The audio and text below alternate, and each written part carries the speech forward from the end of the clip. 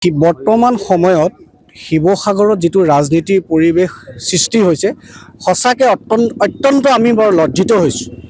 এতিয়া ৰাজনৈতিক ক্ষেত্ৰখনত শিৱসাগৰত দেখিবলৈ পাইছোঁ অকল চৰিত্ৰ হননত গৈছে মানুহ। যে মই এইটো দেখিবলৈ আমি পোৱা নাই যে আগন্তুক 5 বছৰত আমি কি কৰিলে বিধায়ক মহোদয় আৰু অনাগত দিনত কি কৰিব। এতিয়া চাওক, কৈছে বিধায়ক মহোদয়ে প্ৰচাৰত কৈছে যে শিৱসাগৰৰ যথেষ্ট উন্নয়ন হৈছে। সামগ্ৰিক ৰাস্তা ঘাট উন্নয়নটো এটা অৱধাৰিত উন্নয়ন। বিভিন্ন জেগাত বিভিন্ন সমষ্টিত তেনেকৈ ৰাস্তা ঘাট উন্নয়ন হৈ আছে, কিবা কিবি হৈ আছে, সেইটো বেলেগ কথা। আগন্তুক দিনত কি হ'ব আজি চাওক, আজি বৰ্তমান সময়ৰ পৰিৱেশটোৰ কথালৈ ক'বলৈ গৈছোঁ। গেমনৰ দলংখন ভগাৰ লগে লগে শিৱসাগৰত যিটো যান জঁটৰ ব্যৱস্থা আজিৰ তাৰিখত হৈছে, যদি এই মেটেকা ঘাটৰ দলংখন যদি হ'লহেঁতেন আজি অন্ততঃ বহুত যান জঁটৰ সমস্যা কমিলেহেঁতেন। আৰু তেনেকুৱা পদক্ষেপ কিছুমান ল'ব লাগে, যিবোৰ পদক্ষেপ স্থায়ী। ৰাস্তা ঘাট উন্নয়নটো অস্থায়ী আৰু 5 বছৰৰ ভিতৰত ৰাস্তা ঘাট ভাগিবই। যে এনেকুৱা এটা কাম কৰিব লাগে যিবোৰ কামে যাতে অনাগত দিনত শিৱসাগৰত ইতিহাস হয়। আমি ইতিহাসক লৈ আমাৰ শিৱদৌল আছে, তলাতল ঘৰ আছে, ৰংঘৰ আছে, কাৰেংঘৰ আছে, এইবোৰ আমি ইতিহাসক লৈ গৌৰৱ কৰি থাকিলে হ'ব জানো? আমি এতিয়া নতুনকৈ ইতিহাস কৰিব লাগিব, যিবোৰ ইতিহাসৰ দিনত, যিবোৰ ইতিহাসে অনাগত দিনত নৱপ্ৰজন্মক, উঠি অহা প্ৰজন্মক যাতে আপ্লুত কৰি আমাৰ শিৱসাগৰ সমষ্টিটো যাতে আগবঢ়াই নিব পাৰে, এই ক্ষেত্ৰত আমি চোকা দৃষ্টি ৰখাটো ভাল, উন্নয়ন হোৱাটো ভাল। 2 নম্বৰ কথা, আজি চাওক ৰাস্তা ঘাট উন্নয়ন আপোনালোকে দেখিছেই। এই মুক্তিনাথ চাৰিআলিৰ পৰা এই শিৱদৌলৰ আমাৰ দলমুখ চাৰিআলিলৈকে এই আজি 1 বছৰ হ'ল। 1 বছৰ হ'ল আপুনি ৰাস্তাটোৰ 2 কাষে আপোনালোকে লক্ষ্য কৰিবচোন, কি কদৰ্যময় পৰিৱেশ। যিবোৰ লোহাৰৰ দলং ৰেলিং লগাইছে, আপোনালোকে চাবগৈ, আপোনালোকে পৰ্যবেক্ষণ কৰিব, দেখিব এতিয়াই মামৰ উঠিলেই আৰু এটা ফাঁক আছে।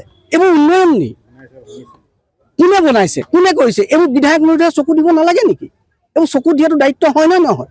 এতিয়া য'ত দেখিবলৈ পাওঁ কিছুমান জেগাত যাব যে কোনে কাম দিছে, কোন ঠিকাদাৰে কৰিছে, কাৰ ঠিকাদাৰ সেইবোৰ নাজানো, তেওঁ তাত গৈ গুণাগুণ নিৰূপণ কৰে। বা এইবোৰ কামত গুণাগুণ নিৰূপণ কৰে, কিয় নকৰে? এইবোৰ সাধাৰণ ৰাইজে, আমাৰ নগৰৰ মাজমজিয়াত এটা অঞ্চল, ৰাইজে দেখি থাকে।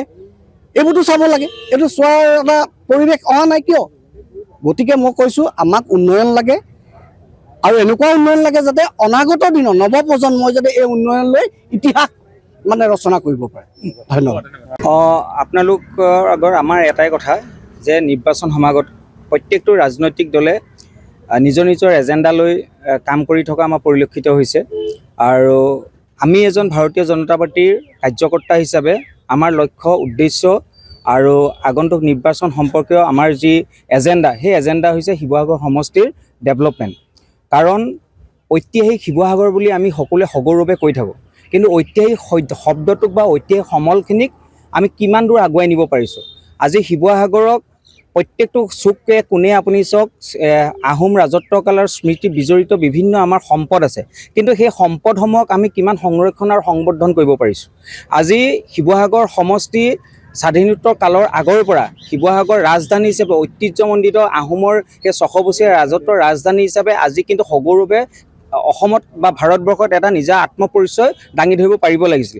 সেই ক্ষেত্ৰত আমি সকলো পিছুৱাই আছোঁ। কিন্তু তাৰ সমান্তৰালকৈ যদি আমি শিৱসাগৰক বাদ দি যদি আমাৰ কাষৰীয়া যোৰহাট, ডিব্ৰুগড়কে আদি কৰি বিভিন্ন জিলাবোৰলৈ চাওঁ, তেন্তে শিৱসাগৰতকৈ সেই জিলাসমূহৰ, সেই অঞ্চলসমূহৰ আন্তঃগাঁথনি কিন্তু যথেষ্ট পৰিমাণে উন্নত হ'ল। আজি শিৱসাগৰত যি উন্নয়নৰ অবিৰত গতিধাৰা থাকিব লাগিছিলে, সেই উন্নয়নৰ অবিৰত গতিধাৰা ক'ৰবাত স্তব্ধ হৈছে। আজি আমি ভাৰতীয় জনতা পাৰ্টীৰ কাৰ্যকৰ্তা হিচাপে আমি এটাত মনত দুখ লাগে যে অসমৰ বিভিন্ন প্ৰান্তত যেতিয়া আমাৰ অন্য সমষ্টিবোৰ ভাৰতীয় জনতা পাৰ্টীৰ বিধায়কজন আছে, সেই বিধায়কজন থকাৰ পিছত আজি নাহৰকটীয়া নিচিনা এটা সমষ্টি, শিৱসাগৰ সমষ্টি, সদৰ সমষ্টিতকৈ নাহৰকটীয়া নিচিনা এটা সমষ্টি বহু আগুৱাই গ'ল। তাৰ তুলনাত আমাৰ কাষতে, সদৰ সমষ্টিৰ কাষতে থকা ডিমৌ সমষ্টি আজি শিৱসাগৰ সমষ্টিৰ তুলনাত আন্তঃগাঁথনিকভাৱে বা অন্য ক্ষেত্ৰত যথেষ্ট আগুৱাই গৈছে। আমাৰ সেইকাৰণে এটা লক্ষ্যৰ উদ্দেশ্য আছে যে শিৱসাগৰ সমষ্টিৰ বিশেষকৈ কোনবোৰ ক্ষেত্ৰত আমি কাম কৰিলে আগুৱাই যাব লাগিব। প্ৰথম কথা হ'ল কি, প্ৰত্যেকজন নিবনুৱা যুৱক যুৱতীকে চৰকাৰে চাকৰি দিওঁ বুলি ক'লে দিব নোৱাৰে। তাৰ কাৰণে আমি এটা উদ্যোগ গঢ়িব পাৰিব লাগিব। আজি যিসকল উদ্যোগ গঢ়িবলৈ যোৱাৰ লগে লগে যথেষ্ট টকাৰ প্ৰয়োজন আছে, মাটিৰ কথা প্ৰয়োজন আছে, কিন্তু আমি উদ্যোগী কিমান গঢ়িব পাৰিম? আমি এজন এজন ব্যক্তিক আমি উদ্যোগী কৰি তুলিব লাগিব। আমাৰ লক্ষ্য হৈছে এইটো। শিৱসাগৰত ONGCৰ নিচিনা নৱৰত্ন এটা তৈল প্ৰতিষ্ঠানৰ জন্ম হ'ল। আজি 19খনতকৈ অধিক ৰাষ্ট্ৰত তেওঁলোকে খনন আৰু উৎপাদনৰ কাম চলি আছে। কিন্তু সেই ONGCৰ থকাৰ অৱস্থাত ONGC CSR ফাণ্ডৰ জৰিয়তে শিৱসাগৰৰ যিটো আন্তঃগাঁথনি উন্নয়ন হ'ব লাগিছিলে সেই ক্ষেত্ৰত আজিও কিন্তু হৈ নুঠিলে। তাৰ তুলনাত যদি ONGC অন্য গুজৰাট মাইচানাকে আদি কৰি সেই অঞ্চলসমূহত যদি চাওঁ যথেষ্ট ONGC CSR ফাণ্ডৰ উন্নয়ন হৈছে। আমাৰ কথা হৈছে কি শিৱসাগৰত ONGC হওক বা চৰকাৰে হওক এখন ইঞ্জিনিয়াৰিং কলেজ প্ৰতিষ্ঠা কৰিব লাগিব। শিৱসাগৰত যিখন আমাৰ পলিটেকনিক স্কুল আছিলে ONGCৰ জন্মৰ সময়ত সেই পলিটেকনিক স্কুলখনেই আছিলে ONGC পৰিচালিত আধাৰ। তাৰ পৰাই লেবৰেটৰীকে আদি কৰি বিভিন্ন কাম কাজো চলিছিলে। কিন্তু আজি সেই পলিটেকনিক স্কুলখনৰ তথৈবচ অৱস্থা। আমাৰ দাবী হৈছে, আমাৰ লক্ষ্যৰ উদ্দেশ্য হৈছে শিৱসাগৰত এখন ফুল ফেজড পলিটেকনিকেল স্কুল গঢ়ি তুলিব লাগিব।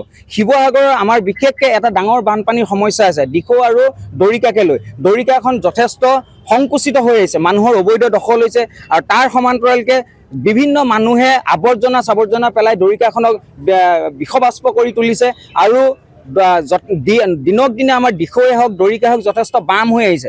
বাম হৈ অহাৰ কাৰণে এই ভৰ বাৰিষাৰ সময়ত যি বোৱতী সুঁতি আহে সেই বোৱতী সুঁতিক ভাৰ সেই নৈসমূহে ল'ব নোৱাৰে। সেই নৈসমূহক খনন কৰি বিজ্ঞানসন্মতভাৱে খনন কৰি তাৰ পাৰ ওখকৈ বান্ধি পেলাই আমাৰ ৰাইজক বানপানীৰ পৰা সকাহ দিব লাগিব। সমান্তৰালকৈ আমাৰ বহু ল'ৰা ছোৱালীয়ে বিশেষকৈ ছোৱালীৰ ক্ষেত্ৰত দেখিছোঁ নাৰ্ছিং প্ৰশিক্ষণৰ বাবে নাৰ্ছিং শিক্ষাৰ কাৰণে বিভিন্ন প্ৰাইভেট ইনষ্টিটিউটে হওক বা শিৱসাগৰ জিলাৰ পৰা বহুত বাহিৰ